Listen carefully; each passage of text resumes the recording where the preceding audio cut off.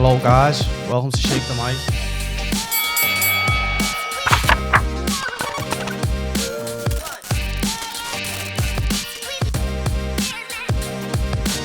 Hello and welcome to Shake the Mic. Today I'm joined by a man with a very colourful past. Ex-football hooligan who's dealt with drugs, homelessness, depression and drink and come through it all. Today he joins me in the studio, now as a professional boxer. I'm Fittian. Welcome on, mate. Thanks, Jack. Thanks very much for coming on. No problem. I just want to start out, before we start, by saying, from 19 stone drunk to 12 stone professional athlete, it's an incredible achievement. Cheers, mate. Absolutely. You should be really proud of yourself. Being a fighter is more than just having a tear up on the streets.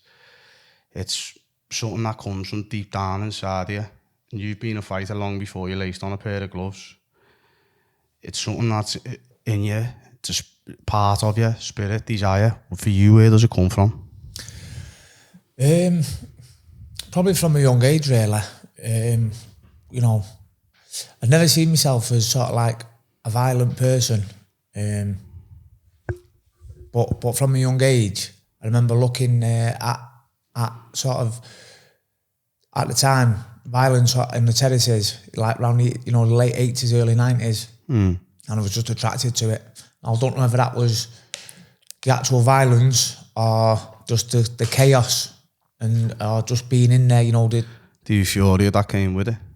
The feeling that came with it. Well, once I actually got involved with it, it was like the euphoria, the adrenaline rush was addictive. You become addicted to that feeling. I was addicted to it, yeah.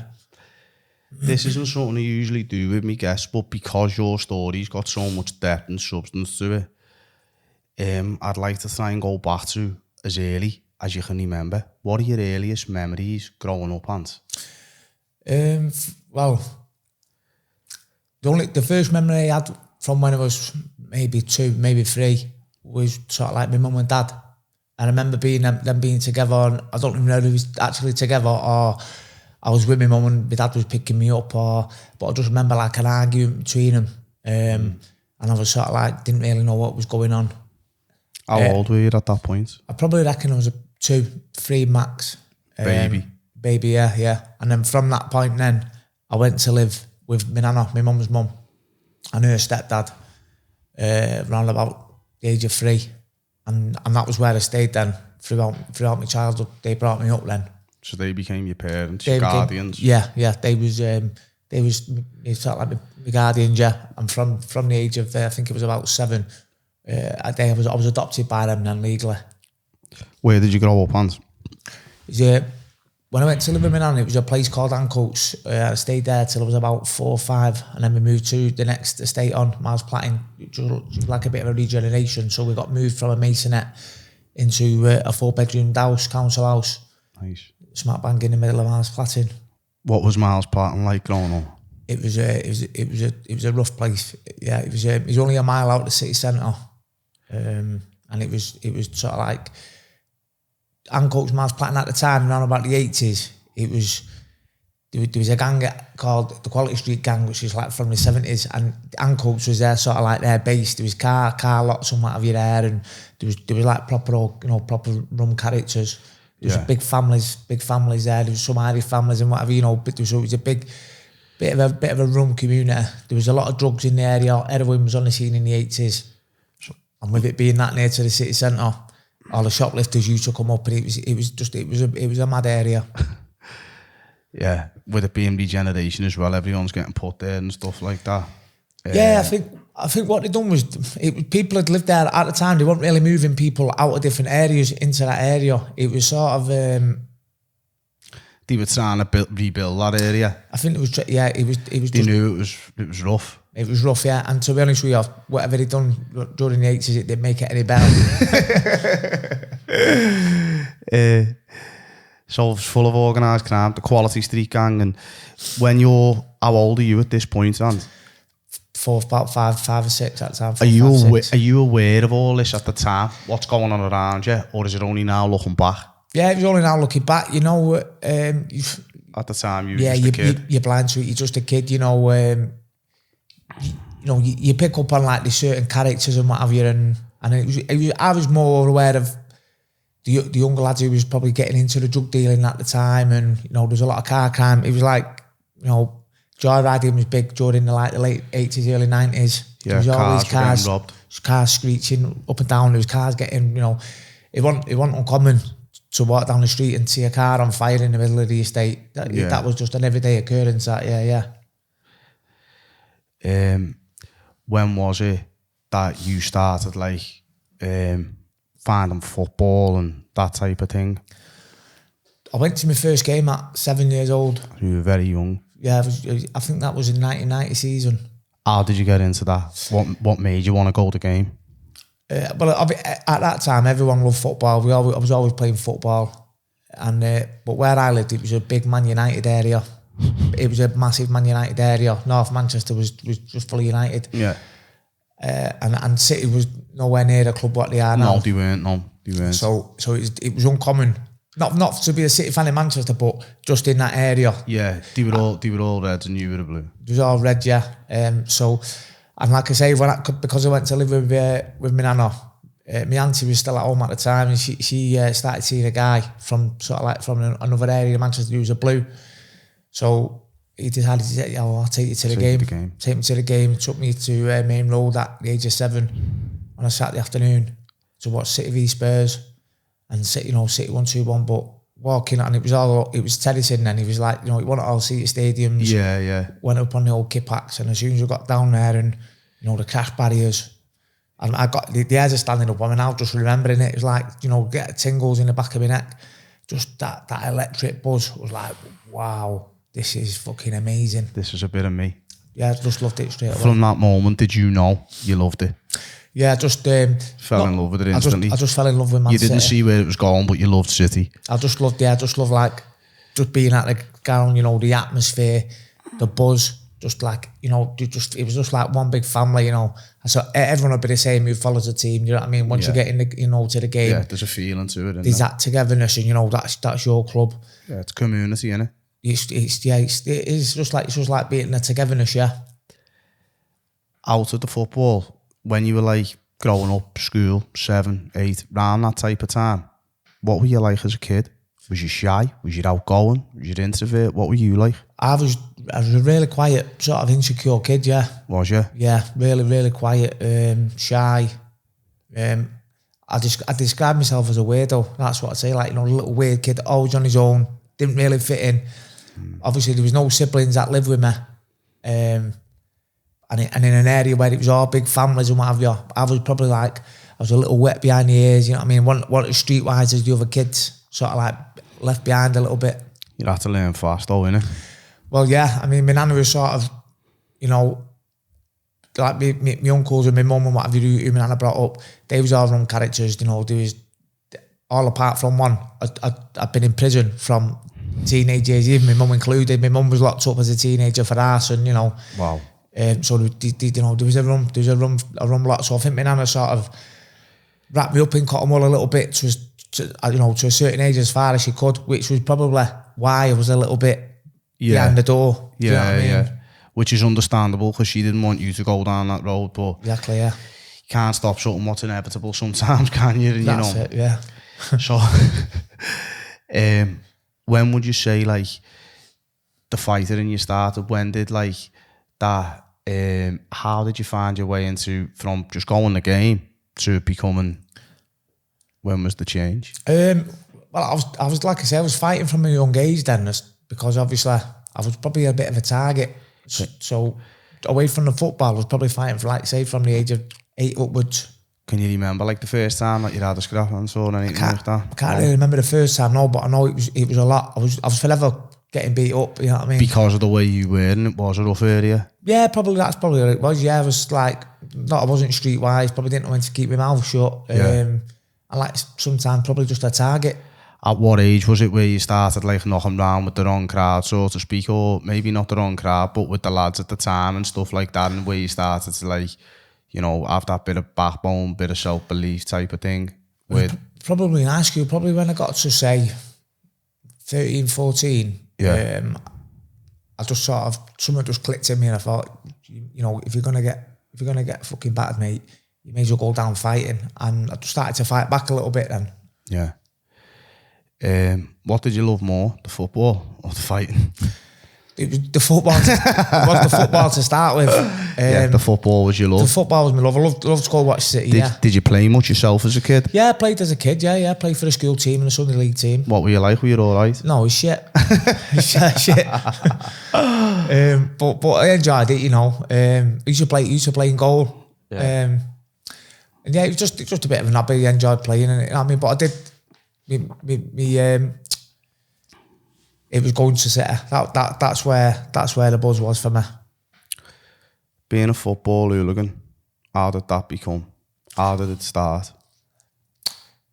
I was attracted to that from an early age, the buzz of it, and then. So when you were going the game, and would there be madness going on around you? Was the fighting all the time and stuff like that? There was stuff like you could see in the ground, in the early 90s. I remember the game against Spurs as well. It was like, a few years after, there was a massive pitch invasion and, there was fighting in the stands and stuff. On the internet. Yeah, so, there was that. And then, there was loads of stuff. I remember watching the derby, it was kicking off, and I just remember it was United tried to take the North Stand at Main Road, and there was loads of fighting, and they all got took out the stands, and I just thought, that looks fucking mint. And it was just like, as mad as it sounds, it just like, I know, and I just wanted a bit of it, yeah. You wanted to have a slice? Yeah. Do you know Main Road, was that like, would you prefer there than the Etihad now? Has that got a bigger part of you? Yeah, I suppose everybody that was there, they always look at the past and say, they was good times. They were the good days. They were the better days. I don't like to do that these days because obviously times have got to move on. Do you know what I mean? But yeah, obviously. But I mean, for you personally, I've got happy memories from Main Road, and I loved it. It was like, you can't even describe it. It was like proper old, I suppose if you're looking at like Goodison now, it's similar sort of ground, but it was smack bang in the middle of an estate. As soon as you come out, you're surrounded by terrace houses everywhere. Yeah. And Moss Side was a run gaff as well, do you know what I mean? Yeah, so it was rough. It was rough, yeah, and it was good. There was loads of pubs around there, and it was it was a good time. It was part of my history as well. When was the first time for you where it went off at the game? For yourself personally? It was probably, I probably had little bits of involvement here and there. I'd probably say it was around about 15. We just come down to like the then second division. First game of the season, we played Blackpool. I'd had a few beers, and then we ended up in town, and we just seen it kicking off. We ran over to get involved. We didn't even know whether it was City or what. We just remember seeing like a few lads who were new from the match, and it wasn't Blackpool fans. I think it was someone else who was just. I think they played Oldham or something, and they were swapping, getting on the train from Manchester, tried to get involved. I think I got a clip round the ear all off the old bill, kicked up the arse and sent it away sort of thing. But, it was just like, I was in there, just that buzzy youngster, you know what I mean? After that was the feeling there then where it was like, Yeah, there was loads of little sort of, it sort of like built up. I remember we played Birmingham on a Friday night. And we all smashed the coaches up and what have you coming in, the away fans and just things like that where you sort of like edge in. And we played Leeds, and again I was still at school back at this point, do you know what I mean? I was going in on a Monday morning telling my mates, he's all United fans, we did this, we did that. But I remember an FA Cup game against Leeds, and we was all sort of like, there was loads congregating and we was charging up and down, the horses was up and down the roads and bottles was flying, and it was just a massive adrenaline rush. Did the people in the community, the area, know what you were up to? Like the neighbours, in your area? No, it weren't like that. At this point, I was just still a nice, quiet aunt. Would that sort of be left at the game, aunt, and then through the week you'd be just a normal kid, and then when you go back to the game again, that's how it would come out? Yeah, definitely, yeah. I was just like I say, I was still at school, just coming up to me GCSEs and what have you. And when you left school, did it develop? Yeah, started going a bit more. I probably calmed down a little bit as I left school, because I was going out clubbing and that a lot as well at the time. Yeah. Sort of like from 17, 18, 19. And then probably say about 19, that clubbing, it wasn't enough. I wanted a bit of the football. Yeah, that was where it was at for you. That's where it was at. That's where my heart lied, yeah. When you were at school, what were you like in school in terms of academics? I was pretty bright, really. Was you? Yeah, I want. Did you put your mind to it though, or was you fucking around? No, in sort of like my last 2 years at school, I did even more. My last year, I did put my heart and soul into it. Yeah. And I done all right with my exams. Yeah. In your mind at the time when you're leaving school, did you have any plans for the future? Did you know what you wanted to be? Was you thinking about what you wanted to be? There was sort of like, I was thinking maybe the armed forces, joining the fire service, and none of that really materialised. Yeah, it's usually the case though, isn't it? Yeah. So you leave school, you're out, you're partying, you're on the party scene. What are you doing? Are you just going out drinking? Are you taking drugs? What's the score there? Early days, drinking, and it was mainly pills at the time. Was it? Mainly pills. We'd go out, in the club and you'd have a pill. And then Saturday was the football. It was mainly just drink. Yeah. Up until like your early 20s, and then cocaine was on the scene then. When cocaine come on the scene? I'd had to dabble. And like everybody else, it was just left that Saturday. I was all right with that. Yeah, you know what I mean? Yeah. When did it get more serious with the football? I'd say round about starting from the early 20s. Did it? From the early 20s, yeah. So about 2005, 6 onwards.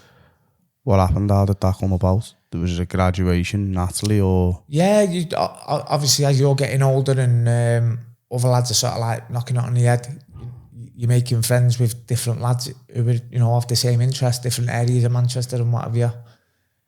You become pally with them, and then it sort of like just develops from there. And you as the years are passing on, you're becoming more and more involved. And then just out of that, it's I know people call it firming, and it's like it is more than just a friendship. But it is, you're a group of lads who follow City, who had the same interest. You want to go and fight like-minded men at another club, and that's basically what it was. Yeah. Was it more organised then when you were getting older? Yeah. So. It was sort of like the back end of sort of like the 80s and the 90s, where you couldn't walk about en masse, going from town to town, and big fights inside and outside the stadium. Mobile phones was on the what's it, and people have mobiles, and so it was sort of like you'd get all the numbers, and then you'd have to take it out of it, onto local estates, or basically it was just you were trying to divert the police. Really, was trying to get around the police, because the police intelligence was pretty on. Yeah, they were on it. They was on it by then. Yeah, you were on the arm knock, yeah. yeah, that's it. On the old, you sort of like you get hold of a number, and just, someone would always have a number for you to get hold of, or message had been put to where they're going. Was it like what you see on films and that, without it sounding cliche and that? Was it like was it organised straighteners, like week in, week out, or was it sort of as and when? It could be both. I mean, there's it could be organised, you know what I mean? There was, especially like with local teams, sort of like you'd be able to organise it more. Someone always knew someone, but yeah, you could dive off a train in Sheffield or whatever, and walk around, and then there's 50, 60 Sheffield United fans there, and that's it. It's going off. Sometimes it was just spare at the moment, yeah. Yeah. When it was organised, was there any like certain grudge matches or like certain firms that you had, like you knew, like it's going off when we have it with them? For us, it was just always Man United. That was our derby. United. We hated United, and we was in the same city, and Who were the firms at the time, man? Who were the firms at the time? Like the firms, the full Hooligans, was the names for certain firms and stuff like that. There's always, there has been names. I mean, United was, there was known as the Men in Black. Cities had names like, the Young Governors and what have you. But as far as we were concerned, we never went round and said we were the Young Governors. Was you never associated with any names type of thing? You were just... People just tag you that name to you, but if anything, we just say we City, and that's how we sort of like, we call each other we City. We didn't really brand ourselves as, I mean, no Governors, that was more like from the 80s, do you know what I mean? There was a younger group that sort of like started coming through as we was older, and they was called a Blazing Squad, and that was sort of a piss take, because, when they first come on the scene, there was these young lads all dressed in this gear, and about 10 of them come up, and there was a band at the time called the Blazing Squad. Yeah. And one of the older lads said, who the fuck are these? Look like the Blazing Squad. And the name just stuck with him, and then they went by that name then. So yeah, there's still names banded about and what have you, but just more like we were just Can you remember any specific days or times where you could tell me about like certain stories and where like it went off? Yeah, they've been loads of, like I say, there's been loads of like at the derbies, you know. I remember one game, I think it was the United Chelsea challenging for the title. This was back 2000, I think it might have been 7, about 2007, I think it was. And City was sort of like fighting relegation at the time. We was at the Etihad, and it was going off straight after the game, all the way outside the ground, little fights breaking out all over the show, police everywhere, you know, little battles all the way to the city centre. Then, you know, we got the phone call to say, you know, everyone's in this such abuser. We've all gone there, and United had ended up round another pub, which was pretty much round the corner. The next thing is we just heard a car screeching, handbrake, someone's got off and run out, and then the car's just been blitzed. And a lad's come running up the road under this bridge, and we've come out. And as we've ran down where everyone's got the pots, there's about 40, 50 of us. We've just turned this corner, and the fucking road's just full. About 150 of them, all tooled up to fuck. And we're just like, fucking hell. Shit. Yeah, and then the sky's just been, you know, pots are flying and everything's flying. And we just sort of like ran at each other. But all I remember is this big cunt with an hammer just hit me, bang, full on with an hammer. And it was sparkled. By the time I come round, the fighting had gone on for I don't even know how long. There was glass everywhere, the roads, you know, cars were fucking all parked up, on, bibbing, screaming. And I remember walking up, I had a short sleeve check shirt on at the time, and all that was left was one sleeve and my collar. And just remember like fucking blood everywhere, like, wow, what's going on here? And then as I've gone under, I realised like I'm with all United fans here walking up, and you know, there's stuff coming out of the pub. Honestly, God, it's like a fucking war zone. There's tables and there's glass, every window's been put in. There's like running battles, and then it was like, we just realised again, as a City fan, so we've got another bit of a kick in. By this time I thought, you know, I had an hole in my mouth. There's actually an hole in my mouth there where it'd been it, and I thought, my teeth had been knocked out. So I remember we were picking something up, and we was fighting, and we thought, fucking hell, we're fighting for our life here. Yeah, it's serious. That was serious. I've never ever seen it that serious. That was a bad one, yeah. Was the times where you were thinking, what the fuck am I doing? Know when you go home and stuff like that? Yeah, mainly when I'm on the floor getting my fucking leg kicked in.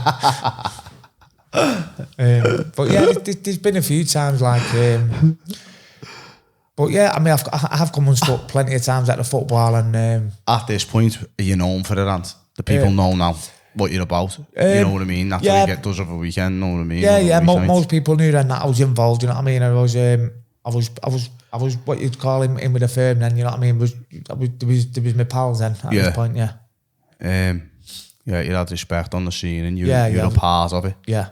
Did you feel a part of something? Was it camaraderie, a community? The boys, you go in the boozer like Saturday afternoon or morning, whenever the game's on, and it's like, yes, boys, what's happening? And there's that vibe, there's that feeling. You're all together. Of course, it was. Yeah, it was like I say, after that incident there, a week after, we went in the pub, and obviously my mouth been stitched up, and my teeth, I'd actually had my jaw wired there because my teeth had been all smashed in. And everyone was, you know, you're getting a pat off the back off all the older lads, you know what I mean? Yeah, and it's like, fucking chest out, like, you know, you felt like you'd achieved something. One of the boys, yeah. And whereas, you know, normally you think, fucking hell, like, everyone in the family was like, what you doing? You know, you just had your head smashed in, pack it in.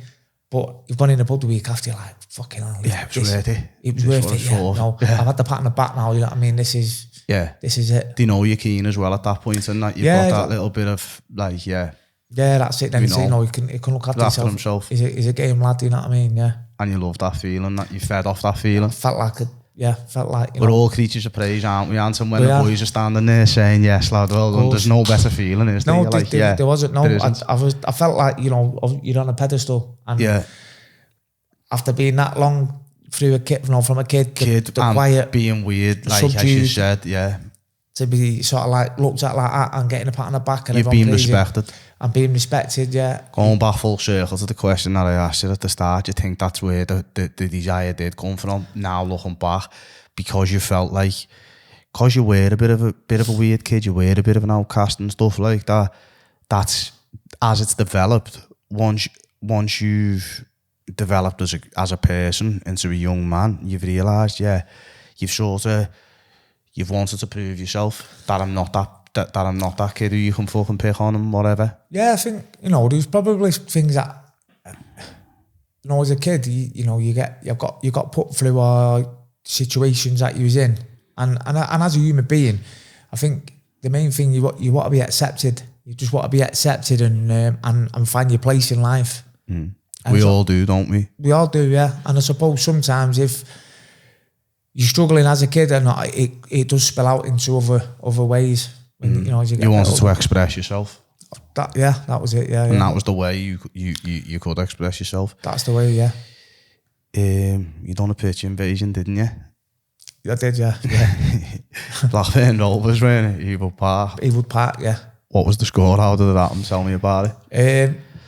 FA Cup game. I think we was getting beat. I think it was 2-0. At the time, we was struggling. I think Stuart Pearce was the manager. And on the day, I went, right, I'll go into the match in a boiler suit. I seen you. So went walking, going around Blackburn and Darwin in this boiler suit, acting the cunt, And went in the ground with it on. And then about 10 minutes ago, just decided I'm going to try and get the match abandoned. Decided to pile on the pitch. Just ran on. Tried to go with all the other City fans on. In the end, I found out it's just you. Started running around the pitch, getting a bit of a chase and what have you. What was the feeling like at the time when you were getting chased on the pitch? And that was a mad one. Yeah, just a bit of a fucking. What happened after it? Did you get twisted up? Did you get nicked? Did you get a goal? What's the score? What happens when you do that? I went and jumped in the home end, right the opposite end. Jumped in with all the Blackburn fans, and obviously all them was like a few lads come flying down, like trying to have a swing at me and what have you. The police would by this point have gripped me, and just dragged me out to the corner, where got cuffed and what have you, and got took to Blackburn neck. What was the lifestyle like? Was it mad? Was you working through the week? What was you doing at the time? Yeah, by this point I was working. I was also I'd working as a doorman as well. Started working on the doors. Yeah, transfer the skills. Basically, yeah, the year to go look after myself and what have you, work local lad, and yeah, I was on the doors then. Did it develop into other things? On the doors? Yeah. Yes.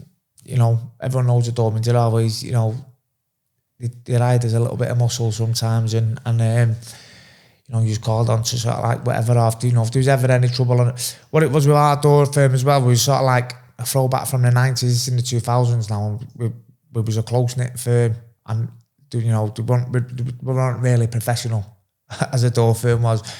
We sort of like, the police weren't called, we deal with it ourselves. You know what I mean? Old school. So if there was a problem on the door, then we was sorting it out on the door. We was getting sorted, whether it was on the door or whether it was going to fucking people's houses. We was getting sorted. We was getting sorted. In-house. We won't take. We didn't take no shit, to be fair. And again, that sort of made me feel like I was fucking something. It was fueling the fire. Yeah. Just fueling the fire. Yeah. That's it. It was one of them things, you're doing it as a job, and then you were doing it for fun as well at the same time. Did it develop, and because you knew you could look after yourself and stuff like that, would you be in streetwise? Would you growing up in a rough area and that? Did you end up getting involved with other people, other type of things, leaning on people for stuff, or, you know what I mean, crime? I didn't really go down that road. We earned a bit of money where what I knew was good at, could look after myself and what have you. I was never going to be a drug dealer because it weren't for you. I developed bad habits. I had bad habits, so I was never going to be able to sell drugs because I'd take them all, and I'd end up fucking owing myself money at the end of the week. Yeah, you know what I mean? Yeah. So, if people, if a drug dealer was owed money, say from another drug dealer, whatever, he owed him the money and they couldn't get it, then I'd go and get the money for him. Would you? We'd go and get the money and what have you, and we'd take a bit of that. What was you doing? Was you going through people's doors? Was you fucking turning up and grabbing someone, twisting them up, throwing them in the car? What would be the score? Yeah, most of the time it was just a chat, you get away, you know, you'd be able to just go down and resolve it, and just say, listen. Just say, listen, you know, blah, blah, you know, people are involved now, you know, and they say, the debt's gone to this now, and he's like, they probably knew who we worked for, so it was like, yeah, just pay them. We just pay the debt and whatever, yeah. It's developed in the wrong way for them. Yeah. On the drug scene, how did that develop? What happened there? Well, from an early age, I drank heavily, probably a lot heavier than my mates and the people who was going to football with. Whereas it was a Saturday, my drink was Friday, Saturday, Sunday. That was even at school. Was it? From that early age, yeah. Did you always love a bevy? Always, yeah. Running my family, I was basically, I was in the pub every weekend from being a kid. You know, my mum and dad was heavy drinkers. My grandparents were heavy drinkers. All the family was, you know. Everyone loved to drink, yeah. It was all in the drink. It was, the life evolved around the pub. I'd come home from school most nights. There was no one at home, you know, and I knew there was in one or two pubs, you know. I'd fly down the pub. I'd go around to the pub, get the key and whatever, yeah. Yeah. And that's how it was. That's how it was for most in that area, you know, most probably in that time. Yeah. So, with the drinking, did you notice it developing or not? I did. But you chose to ignore it? Yeah. Well, yeah, probably. Now I look back, I can see it now. At the time, I was having a good time. Yeah. And that's probably the difference. With the drinking and the drugs, it got serious for you, didn't it? Yeah, pretty quick, yeah. When we say serious, what are we talking about? Was it a daily occurrence? Was it you couldn't operate without it? Or was it like fucking every few days, but you had to just be a mess all the time? What was the score with it? Well, it developed. So from my 20s, sort of like from my early to mid 20s, I was banging the coke pretty heavily and the drink, and it was always 2-3 days, benders. Sometimes it midweek, but by the time I got to 30, it developed to, you know, a little bit of maybe even a little bit of dependence where, you know, I was dry lining, you know, having it at work. I'd wake up in the morning sometimes after an heavy session, and the first thing I'd have to do was have a line, you know, or a can, anything, you know, and it was like that. And through my 30s, it developed bad where I was probably off it less in a week. I'm probably off 2 days rather than 2 days, and I was probably on 5. Yeah, it got fucking really serious. Yeah. At the time, you still going the game and all that? Is all that still popping? Are you still on the doors, or are you all over the show at this point? On and off. Well, probably when I got to like, say me early 30s, I'd just been arrested for the last time, and by this time I was doing a lot of coke and drinking on my own. What did you get arrested for? I got arrested. At first it was for a fray, and then ended up getting that dropped to I think it was just a public order in the end. Did you ever do jail time for any of the madness you done?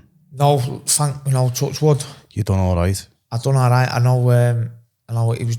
I was lucky. I was looking at a 5-year sentence once for a violent disorder charge. You know, when I went on trial for that, luckily enough, the case was just dropped. Yeah, NFA, no further action. No further action, and all that. And I think there was about 30 of us in the dock for that as well. Yeah.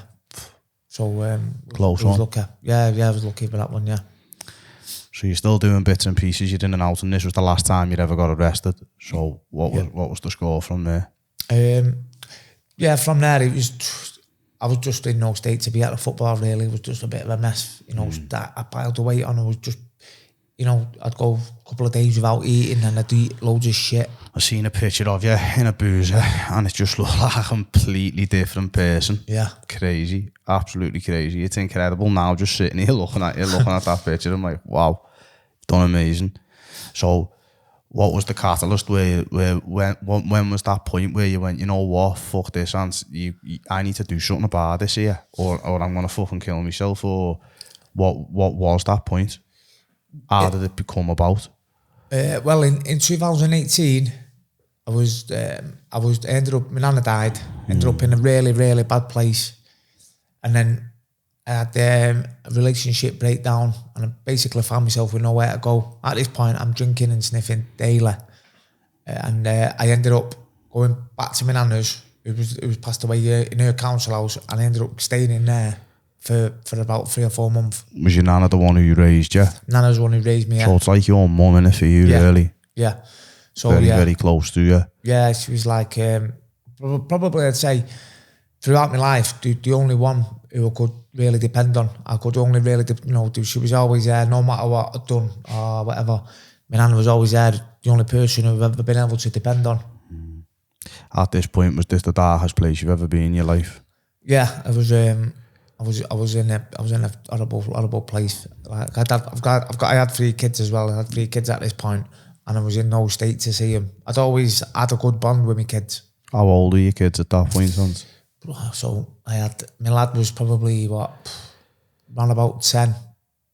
I had another daughter who I'd not really made contact with at the time. I knew she was there, I'd not made contact with. She would have been around about 5 at the time then, and my youngest, who was a baby, basically 1. Yeah. So I was like, that was struggling with that. I was struggling with obviously the passing of my nana, and I'm feeling alone, and then obviously this situation with the drinking and drugs is drinking drugs, and my daughter who I knew about, who I was trying to make contact with, and it just my head was like swirling fucking day and night, and all this time I've got this fucking craving for drinking drugs. Every day I'd swear, I need to stop, but as soon as the fucking morning comes and the day begins, I was fucking bang back on it. Yeah, right back on the phone again, you're going round the offie. Just round in circles, yeah. Horrible place to be, innit? Yeah. You went through a divorce, didn't you? Yeah. How did that happen? Was that because of the drinking, drugs and the lifestyle you were leading, or was that through something else? It definitely, I don't think, that definitely didn't help, I was far from a fucking ideal husband,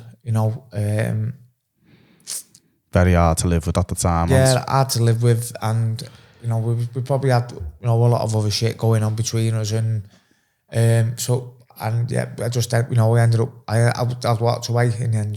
Just walked away. Said it's.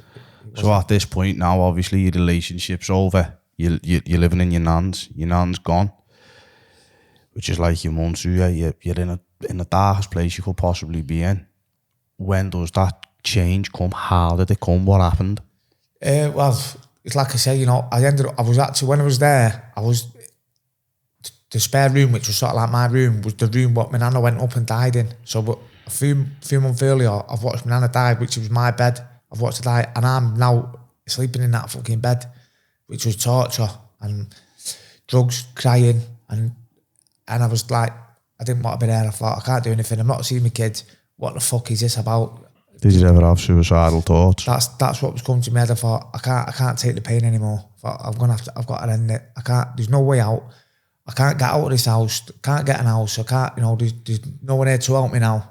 My nana's the only one that helped me. It was just the fucking pain and the crying. I thought, I don't want to be here. I cannot live with this pain. What did you use to do? I was just, I'd lay there thinking about it, thinking, I'm going to get the tablets, and just end it. Yeah. Did you end up homeless? Well, no, I was. You were living there, but you had nowhere to go, and you were squatting there illegally. There, yeah. There was a Sikh family, the Singhs, who live in Manchester, and at the time I was working for them as well. And, what were you doing? Driving a truck for a mileage company. And obviously I was in no state. I was in days off here, there and everywhere. And most people would have sat me by now. Did the Singh family know what you were up to? They probably did. They never said directly, They pulled me in a few times and what have you. And I think Gary, who was who was the dad of the family, he had an heart of gold, and he just sort of said, right, listen, I'm going to help you out. Just hang on in there. And we've got an house that's coming available. You can rent it. Don't want no deposit. Just pay the fucking rent. What a man. And then, and from that point, it was like, there's a bit of fucking light at the end of this tunnel here, and if you just hang on, do you know what I mean? Just hang on, and I can get through it. And like I say, at a point, I was probably addicted now to drinking drugs. I was struggling. I couldn't put them down. And I remember the weekend, they gave me the key. And we was out on the beer and on the piss on the Friday, and then I was stuck in my nana's on the Saturday. And by the time it come to Sunday, I was still like the influence and all these thoughts and that again. And I just remember looking at the key. I had no food. All I had was a bed in that. There was a brand new bed in the house, and I had a telly at my nana's, and some stuff what I'd got like pots, pans, and what have you. And I remember just looking and thinking, just fucking go now. Just get out of here and just fucking go now. Something just come over me, just bang. I went, I'm going. Got the telly, what have you. Got up to the house in Ashton, and at the time I remember having a bag of cans with me, and I got in there and I sat down. And I just looked at the can, and which I've never been able to do. If anyone knows you've got a drink problem, if there's a drink there, you're drinking it. And I poured it away, went to bed and got my head down. And I woke up the next day, there was no hangover. There was like, I just woke up and it was like the weight of the world had just been lifted off my shoulders. Just remember opening thinking, fucking hell, I know I felt good. And from there on in, I said, right, I know, I got into an AA and a CA programme. Started, building a bit of furniture up week by week. My lad had come to stay by, at this point, he was staying now. I had bunk beds and that for the kids. My youngest daughter was coming round, for the breakfast. She'd not actually stayed by this point, but over the next few weeks, and got up and started going for a run in the new area where I lived and doing a bit of training, trying to lose a bit of weight and what have you, and get back fit again. And it just sort of like went on from there. And it's amazing what you've done to be in that place and in such a short space of time as well, because 2018, it's 5 years ago, to where you are now. Once you've got on that trajectory, it's just like you've just fucking flew, haven't you? You know what I mean? Yeah. Do you believe in like manifestation? Do you believe in the law of attraction and stuff like that? 100%, yeah. Everything we do, we create. Absolutely. You definitely want to create things for yourself, and that, I think, the fighting part, that's what's made you, that's inside you, that's made you get up and go, nah, fuck this, I'm not having this, and that's sort of drove you faster towards where you were going. Yeah. How did the boxing come about? I'd boxed on and off anyway, sort of like unlicensed. I started off doing white collar boxing and I boxed unlicensed, sort of like before I got that bad. And at the time, sort of, late 20s and sort of like just creeping into my early 30s, I'd used the boxing as just a bit of a way to get, give me a bit of space off the drink and the drugs, because I'd have like 6 or 8 weeks training camp or whatever, and I wouldn't drink because I wanted to win the fight. I didn't want to lose that fight. You know the goal. I had a goal, and then as soon as I'd had the fight, it was fucking straight back on it. So I'd always boxed, and I had a little decent following. Lad from the Match to Sings used to come, and I had a little decent following, so I'd done all right, And they were just white collar bouts, yeah? Just like unlicensed boxing, yeah, I mean, we used to fight in the 10-ounce gloves, no head guards and whatever. Yeah, so it was entertaining and it was a good fight. It was a good tear-up, yeah. We used to have good tear-ups. How many unlicensed bouts did you have, would you say? I had about 20 odd unlicensed. So you had a few, yeah? Yeah. So now, was that before it got really bad? Yeah. After it's got bad, is there and you're sort of on the comeback now, you're doing your runs and stuff, is there a plan? Have you got a plan in your mind? Are you thinking about getting back in a boxing gym or no? Yeah, I straight away, as soon as I started running, what have you, I got back in the gym. I went back to the gym and I just thought, I'm going to have a little go now at this unlicensed. And what gym was you training in? There's a gym in Newton Heath, a bloke called Dennis Tyson, that was he was training me. Was Dennis Tyson sort of a saviour for you at the time? Yeah, I got on great with Dennis, you know what I mean? He wasn't sort of, the gym wasn't affiliated with sort of like any it wasn't an amateur gym. It was just basically a little community boxing gym. And it does, I've done a lot for the kids and whatever and people there in the area. And I just said to him, like, what, we'll go at this, this unlicensed game, or see how many fights I can have a good go at now. How old were you? By this point, I think it was about 34. 34, yeah. The Singh family, are they still behind you at that point? Yeah. I'm now working for the Singhs. Yeah, I'm working for the Singhs, driving the wagon for them. Amazing. Yeah, out all the time. They're part of the family with them now, round at the house and everything. Yeah. Yeah. So you've got a good setup around you, haven't you? You know, you've got the backing of them, you're sort of flying. You tried to get a professional boxing license. How did that come about? What made you attempt to try and get, well, how did the decision come, I'm going to turn pro, yeah? Well, after when I got myself fit and I started, you know, I sort of like realised I was doing all right with the boxing. I was obviously boxing a lot better as I was fitter, and I had a good following. And my brother-in-law, you know, he sort of just put the idea to me. So why don't you, you know, turn pro and, you know, try and earn a few quid. He put me in touch with Kieran Farrell. I went up and had a little go in his gym for a bit, and he just said, no, we'll go to the board.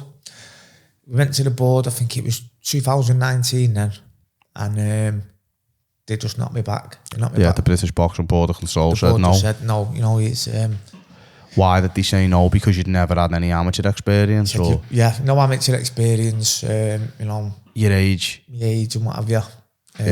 How many unlicensed bouts had you had since like the comeback sort of thing, since you got off the drink and the drugs? All in all then, I think it was around about 30. Yeah, so you'd had about 10 bouts since... Yeah. When you went to Kieran Farrell, did he just take you in straight away type of thing, or no? I mean, he took me on the pads and what have you. Give me, you know, just said, let's see how you train for a few weeks. Watch me how I got in sparring. Kieran knew, you know, I was never going to be a world champion. Yeah. You know, but... Kudos for him for giving you a chance though, innit? Yeah, give me a chance, yeah. He took me in there, yeah. You needed that chance as well at that time, innit? Yeah. Well, it's just sort of... I mean, I'd seen people turn over from unlicensed to turn pro, you know, as journeymen and what have you. And like you say, when you think of it in your head and you manifest it and you sort of like, I believed it. And, you know, when you're watching boxing, I thought... I could have a go, yeah. I thought, yeah, because, you know, I'm thinking, you know, if you look at someone, you know, someone you think, well, they're boxing there, you think, I could beat him. You know, I could beat him, or, you know, I'm not saying I'm never going to be I'm British champion, you know, because I wasn't, but I could get in that ring as a professional and, you know, I could probably win a fight here. And that was the dream, to walk out in them shorts and the tunes on and that and go, yeah. That was the thing, you know, just to say, well, look, I've done it now, you know. So now the British Boxing Board of Control have said no. Yeah. What's the situation now? Is that at the time dreams collapsed, or no, not for you? Are you thinking I'm going to find a way? For when I walked out of there, I was nearly in tears. I was gutted. And for about 24 hours, my head was up, my ass was gutted. I thought that was the dream's over. But as I sort of like, you know, sat down and thought about it, I thought, well, you know what? Fuck it. Let's go amateur then. Let's get carded. Some boy. By this point, I think I'm about 35 now. To walk into an amateur gym at 35 years of age and that, and after all what you'd fucking done and been through and that, you've got some resilience, haven't you? Well, yeah. Where do you reckon that comes from, that resilience? Do you know what? So, I think that point where I was at my nana's house, where my back was against the wall, and it was either, you know, you have a fight here or you die, and it was like that instinctual thing where, you know, just fucking go for it. And that was it, yeah. Just anything after that, just go for it. Everything that's come your way, you just went on 100%. Just let's go for it, let's have a go. Because what you know, what's the other option? Just weigh the options up. What's the other option? You're going to say no. And I think most of the time, it's our own heads that hold us back. You know what I mean? You may as well try something, you know what I mean? If you don't make it, don't make it. At least you've had a go. Rather than you not knowing. I think if there's anyone out there now, men or women, who are watching this, who are suffering mentally or in a bad place, they could definitely take something from this podcast. It's inspirational what you've done. It really is. So 24 hours have now passed by and now you're looking at it in another light. What boxing gym are you looking to go to? Amateur gym? So I went to 11 June Amateur Boxing Club. Sort of in South Manchester. I knew the trainer there. I'd done little bits of training with him. He knew the situation with the boxing board. I said, you know, I want to get carded, get on the amateur road, have as many fights as I can, and I'm going to go back to the board and just say, you know, there you go. So off we go. Training, first bout comes up, and then I got fucking stopped It's hard, the amateurs, isn't it? It was completely different. Like, you know, the young lads there, it's, you know, on your toe, bang, bang, bang, fast, and it's like... Yeah, it's a hard game, isn't it? Yeah. What weight were you doing? I think my first fight was around about 90 kilo. Yeah, so they're heavy, the big lads aren't Yeah, I was still carrying a bit of weight at the time. Yeah, I was over 14 stone at the time still. So, you got stopped. What was the score there now? What are you thinking? Fucking come out fuming. Like, obviously, I've gone like people watching me, you know, on these unlicensed bills, you know, winning little belts and what have you, and then bang, you just been beat off a fucking 19-year-old kid. I'm like, bastard. It's hard, isn't it? Yeah. It's hard. Luckily enough, I had another bout 2 weeks later. At Stockport football ground, big bill. Campbell Hatton was on the bill, so you know Ricky and Matthew Hatton was there watching, and luckily enough I won that one. In between the fight you lost and the fight you won, what was your mind space like? Was there any doubt around you? No, because I was, you know, Mike Dolan at the gym was like, doesn't matter, just get in and go again. He said, you're going to lose. He said, there's some you're going to win and they're going to score against you. Yeah. You know? He said, it's about just getting in there as many as you can, getting the experience. That's what you want, you know, as long as you sort of like, you know, I'm not saying go out there and you're going to lose every fight, because he's just going to tell you to do one, do you know what I mean? Yeah. Nah, Luke Willis, I had Luke Willis on last week and he came on and said, records are for DJs. Yeah. You know, get out there and have it and see where it goes. Yeah. So how many bouts did you end up having for the amateur gym? Yeah, after my second bout, COVID hit. So it was put to bed. Put the blockers on it. Yeah. When COVID hit now, you've had some run, haven't you? What are you thinking now? Where's your mind frame now? Was you thinking? I didn't know because I don't think no one expected it to be as long as it was. No one really knew what was going on. So, you know, at first it was like, you know, when it was a complete stop, put a little bit of weight back on and I was eating shit. There was no gyms open. And then after a bit, I sort of like got my head around it. Yeah, I've got to carry on training. So, you know, started running a lot then, doing a lot of running and what have you. And I think at one point we was able to go back in the gym, you know, if he was amateur and what have you. But the shows hadn't started back up, even though professional boxing had started again. And by this point now, I think I'm 37. And I'm like... Time's ticking here. I'm not, you know, it's like... It's out, you know, this is going to be out of my hands. I'm not going to get the chance here. It's looking highly unlikely. Yeah. And decided to go back to the board. I thought, I'm just going to have to go with it and just sort of like say, you know, I've tried. COVID's it. It's out of my hands, you know. Is anything we can fucking sort of, you know, do here? Was this during COVID, aren't you? This was, yeah, I think it was, I can't remember now, because it was a couple of lockdowns, wasn't there? Yeah, it was a bit of a mess, wasn't it? It was hard, wasn't it? Fucking trying to do anything during COVID. Yeah. It was a bit of a confusing time. It was like Christmas, wasn't it? You know, when you're off for Christmas, that period, every day seems like fucking the same day, don't it? COVID was like that all the time. The first COVID, when it was like, you know, dead hot and, you know, there was no flights or anything and everything was dead clear and, you know, you could just hear birds singing. It was great, wasn't it? Nice and pleasant. But I think after a bit, everyone's getting a bit cabin fever. It got mundane, didn't it? Yeah. Same you know, shit. We weren't seeing anybody and what have you. It's, you know, a lot of men. You know. Very strange time, innit, what we lived through. So you went back to the boxing board to console them. What did they say? Went back to the board. By this point, I was down to like, I think it was about maybe 13, but it could have been 12 and a half stone by this point. I spoke to him, said like, you know, had 2 amateur bouts, explained what had happened, won one, lost one, got myself in, you know, lost even more weight. Now I'm as fit as ever. I'm sparring with pros now at this point, you know, with pros in the gym, doing all right, I'm holding my own. You know, I'm just pleading with him. You know, there's still no amateur fights going on. You know, I could be, who knows, you know, 38, 37, 38. So they sort of said, right, okay, well, what we're going to do, we're going to come down to the gym and assess you. So they come down to the gym, watch me on the pads, on the bags, and then I had to spar another pro while he watched how I got on. For you, was that like the biggest fight of your life? Because you're thinking to yourself, people as well who don't know boxing, sparring's hard work, innit? You know what I mean? It is, yeah. You'd have tougher spars than fights sometimes. Yeah, absolutely, you know. yeah, absolutely. Who was the kid who you were sparring? This kid called Steve Backhouse, it was. He was a journeyman. I think he'd fought Ben, fought Conor Ben and what have you. He fought a few. Fucking hell, yeah. So you know, he knew his way around the ring.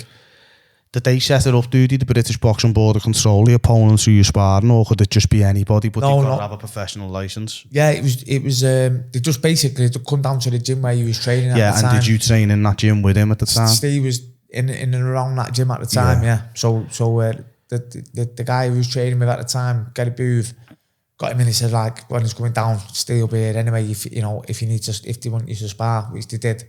So I've done a few rounds with Steve, and then he said, right, you know. There and then did he say sound, or did he say we'll let you know? Or so like said, you know, we'll let you know, but he just winked and said, you'll be all right, sort of thing, yeah. So at this point then, yeah, I was there now, just pending a medical. I was ready to go. Lovely. What was the situation with getting medicals and stuff like that, sponsors, all that type of thing? Was that side of things hard because of your age and like where you were coming from, or because you had a little bit of a following anyway? Did that sort of just come like as a natural progression? All my sponsors, even now to this day, they've all been mates. So like people, you know, people who've met through, you know, football, who's long, you know, lifelong mates. They're not millionaires, you know. I've got no big multi-million-pound companies coming in, so I can train full time. You know, I'm still working full time as well as trying to train. What are you doing now currently at the moment? Still truck driving. Still for Mr. Singh? No. No. Singh's he's not going anymore. So I'm working for a company over in Warrington, truck driving, and like I say, still doing 50 hours a week there. Wow. So you're training around your work there, aren't you? It's dedication, and with having the kids and that.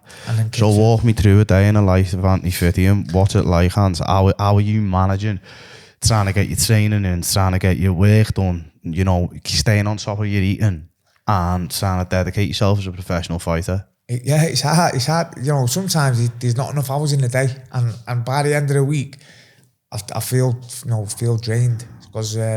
Like I say, sometimes, you know, if to get your road working, I've got to be up before work, so I'm getting up at 4 o'clock in the morning, go and do a 5-6 mile, come back, breakfast, shower, off to work, you know, 10 hours, getting back home, something to eat, training, back home, shower, something to eat in bed.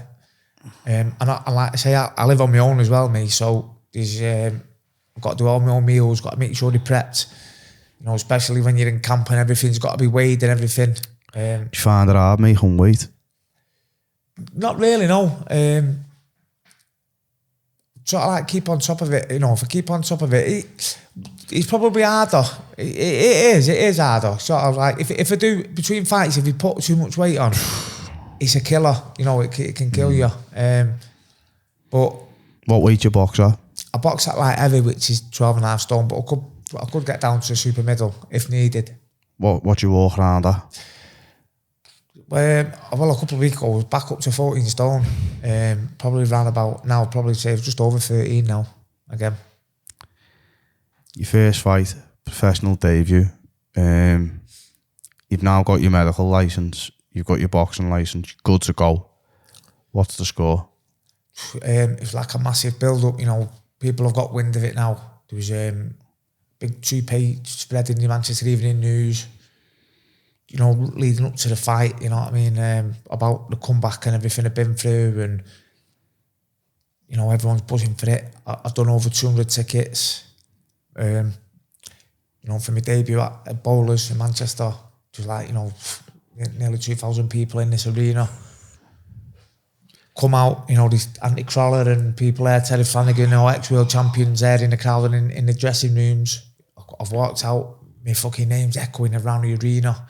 You know, it's like you could hear my name singing, like, wow. There's lights there, you know, there's cameras, people filming.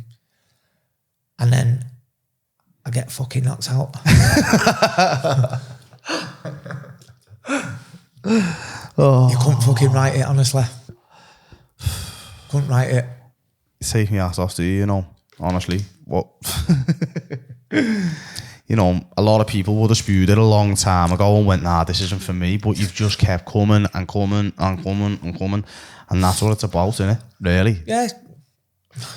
So, who was your boxing? Boxing, a guy called Ryan Ibbott. And when you say you got knocked out, did you get stopped? Was it? Yeah, it was just stoppage first round. First round. First round. It's your biggest fear as a fighter in the first round stoppage, because if you go in and you're having all-out war, it's a proper tear-up, and you know he pinches it on points, you got beat, but your pride went on the line. But when you go out and you get stopped, there's nothing worse, is there? You're going round to 200 people saying, thanks very much for coming.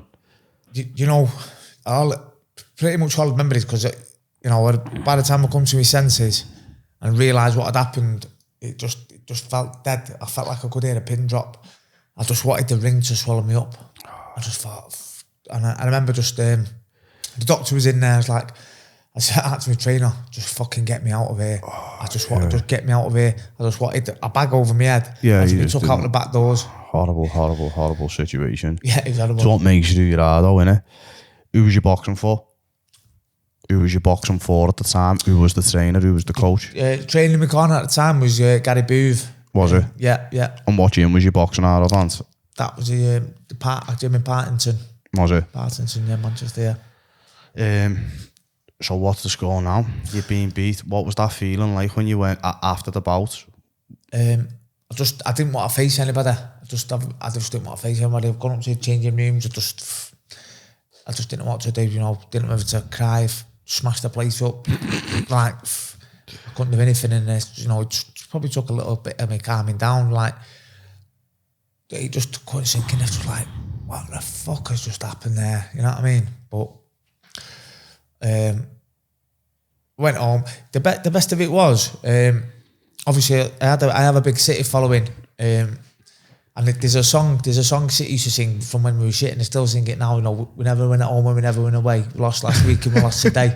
We don't give a fuck because we're all pissed up. MCFC, okay, and that was fucking ringing round after I got beat, and after it when I calmed down, I just sat and I just laughed. I thought, fucking hell, top fans I've got there. Do you know what I mean? And amazing. Yeah, and you know, all the messages coming through like, so fucking what, you know, we was there for you, whether you won, lost or draw, we don't care, you know, and everything. And it was a few days after I spoke to my cousin, and he just said, listen, he said, just look at the start where you've been. He went, every hurdle you fucking fell, every hurdle. He said, but you've got back up. He said, this is just another hurdle where you fell, so get back up. And I thought, you know what, yeah. And then straight away I went, fuck it, when's the next one? And it was 2 months later, back in the ring at the AJ Bell. I fought a guy called Scott Williams, and I took the win on points. So it's like a massive the best relief. feeling in the world. It was like a massive relief. I thought, you know, I've done it. I've won one. Yeah, I've won one professional fight. I've won a professional fight. So was that like the debut you dreamed of, in a sense? Because obviously with that build up and that, and you know, as you said, you know, there's Ann Crawler and all that, the Terry Flanagan, they're all there, and you know, big bill like that, you built up to it, your debut, you're thinking, I'm gonna get in and iron this kid out. That's the dream, innit? Yeah. You know what I mean? And when that never happened, it was the complete opposite. Yeah. It's like them questions must have been, am I good enough? How am I gonna fare at this level? You know, am I right for it? And to come back from all that and go and get in the ring, that take me out to you, because it's not easy. No. When you won that must have been the sweetest victory you've ever had. Yeah, it was like I said, it was a massive relief then, do you know what I mean? Weight off your shoulders. Weight off my shoulders. That was still, you know, the defeat is still there now. The defeat will always be there. It's there, yeah. But yeah, you know, I was asking questions, you know, the questions like thinking, I'm out my depth here now, you know, what was you fucking thinking? You know, all the demons, what your brain tells you, you're not good enough, you can't do it. Dave Bang was all there, that, you know. You're having to fight all of that. You have to fight all that, yeah. It's all part of your story, and I think it just makes it, for me personally, listening to the story and just sitting back and listening to it, it makes it better. Yeah, it would have been nice to go out there and get that nice win, Silky on the debut and stuff like that, but I think it just shows much more character. There's a lot of people out there who would have fucked it off a long time ago, you know what I mean? There's people who are massively, massively talented, brilliant, but when they get beat, they don't know how to lose. Yeah. It's knowing how to lose as well as knowing how to win, and that's what makes you who you are. Yeah. How many bouts have you had now in total? I've had 5 now. Have you? 5 professional fights, yeah. How many have you won? I've won 4. Flying. Yeah, I've won every one since that first loss, yeah. What have you got coming up? Got a fight with another local lad called Luke Vaughan. Seen a little bit about that. Yeah. Fucking it's a tasty one, isn't it? Yeah, it'd be a good one. When is it? It's on June the 9th.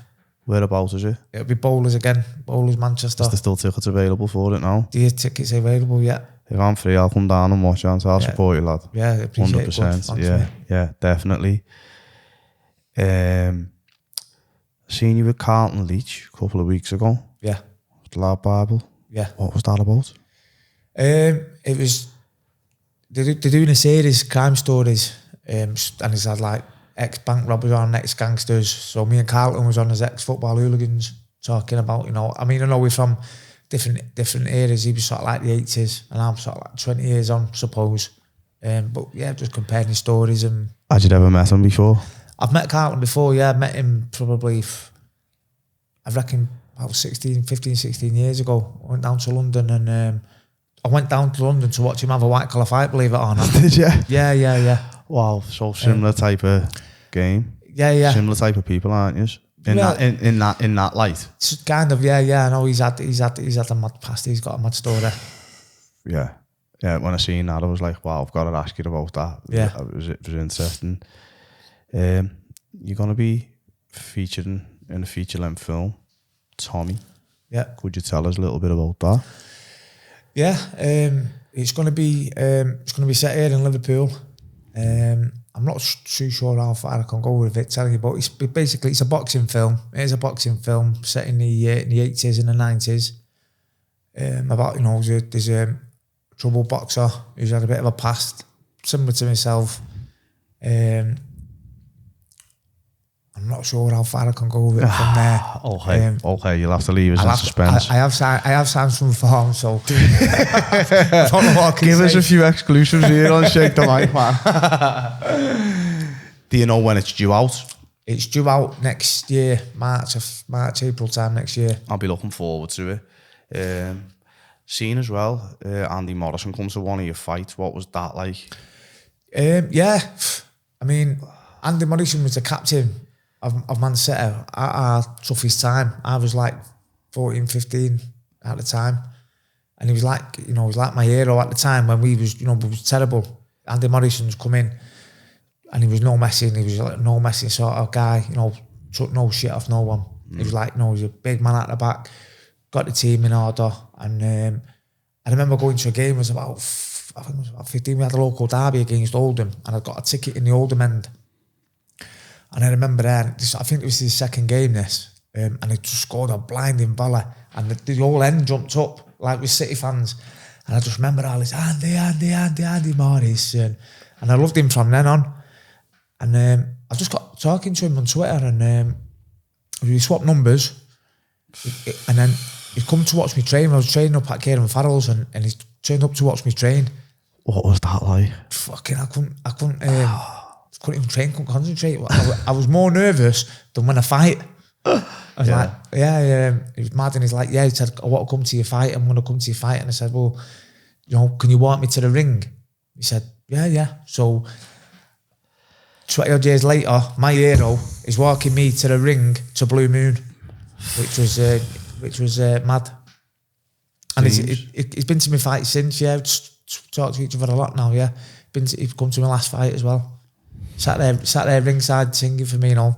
20 odd years ago, I was, you know, sat in the north stand at Main Road singing his name.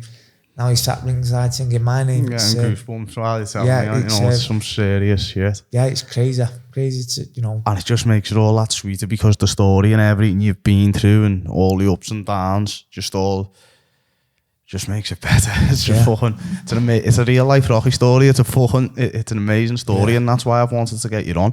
You've recently ran a marathon a couple of Sundays ago, about a fortnight ago, the Manchester Marathon. Yeah. Lad, there's no stopping. Yeah. You know what? You do a lot of things that you're definitely different. Anti-50's different. You push on, don't you?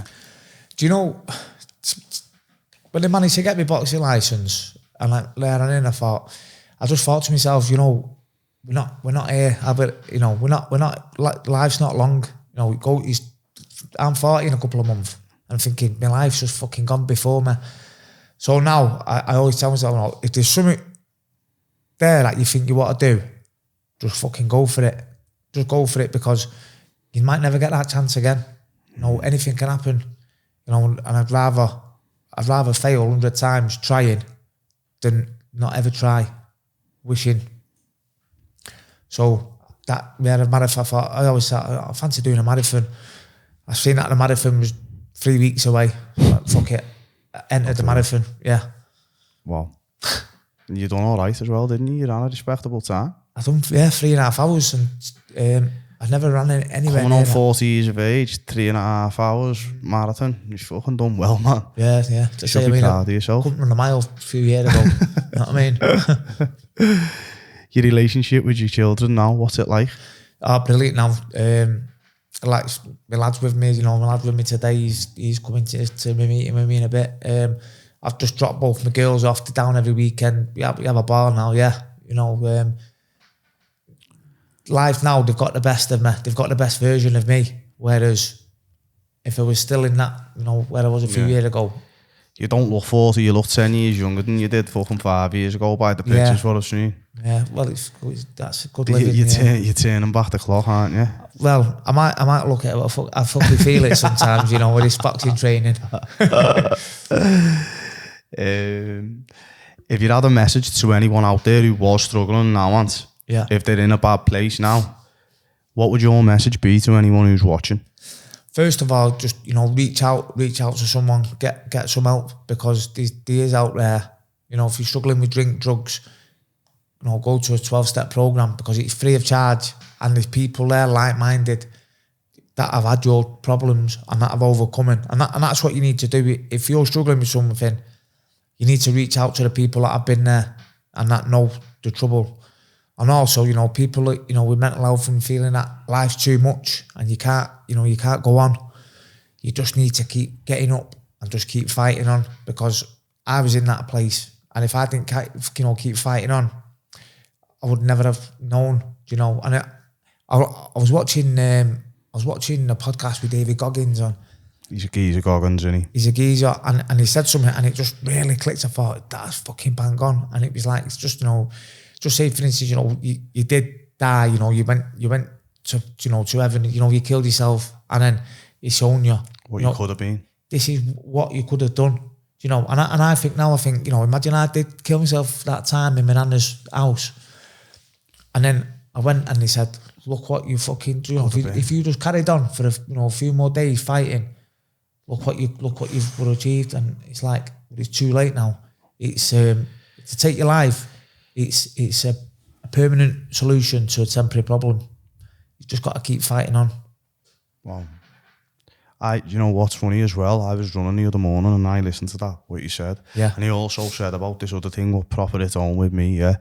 He said about 1 second decisions. Yeah. And he said, like, if you're in a position where you're really, really uncomfortable, where you just want to quit, it's in that 1 second that you can just say no. And then you just fight for another second, you end up getting through it. But in that 1 second, you don't think of all the hard work that's went in to get you to where you were. You just want to like ring the bell, you want to give in, you want to give up. But it's them 1 second moments that count. And that's when he went on to say about, and I know exactly what you're talking about. He's some character, Goggins, isn't he? Amazing. Yeah, he is. I listen to him a lot. He's got a lot of inspiration from him. Yeah. Is that, who would you say your idols were? Inspiration? I couldn't really pick a few. I mean, I take a lot from everyone. I take a lot from all different people. You know, listen to podcasts and listen to, you know, audio books and what have you while I'm in work in the wagon, you know what I mean? And just take a lot from everything. Goggins definitely, you know, stuff like Wim Hof, you know, and Mo Gawdat. Not on to him. No, I'll have to have a little look. Very spiritual. You know, he's had a mad life, and you know, he's lost his son and what have you. and he's just switched on to life, you know. So just take a little bit from everybody. Do you know what I mean? Yeah, we can learn every day. Yeah. You put up a thing saying there's always room for improvement. There's never a finish line, and I think that pretty much sums Anthony 30. You know. Yeah. It does, doesn't it? In a nutshell, you continue and you're cracking on, you're working hard at it all the time. Yeah, I do believe, you know, not just me, I think with everyone, it's just, you just got to tap into it. You just got to tap in, because it's in us all that, you know, I believe, it's in us all that we just get in our comfort zone, and I think our own heads tell us not to push on, not to go for things because of fear. And especially, you know, with social media and everything else, you know what I mean? But people are scared of failing.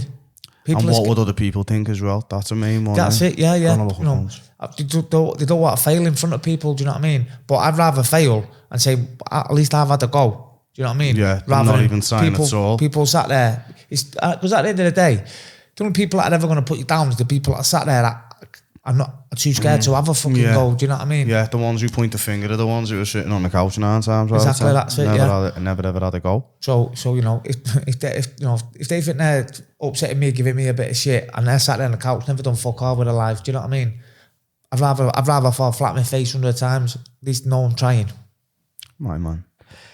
Would you like to do a little shout out? Any of your sponsors? Anyone who's been there for you?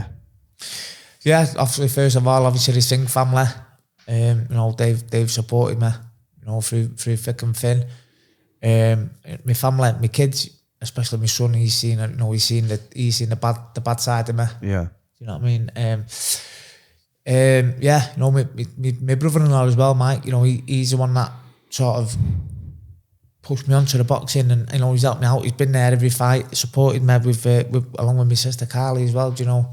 They've been there at every fight, and he's sort of put me in touch with Kieran and pushed me on. And, you know, if it weren't for him sort of like making that suggestion, I probably won't be where I am now. What does the future look like for Anthony 30? Honestly, I don't know.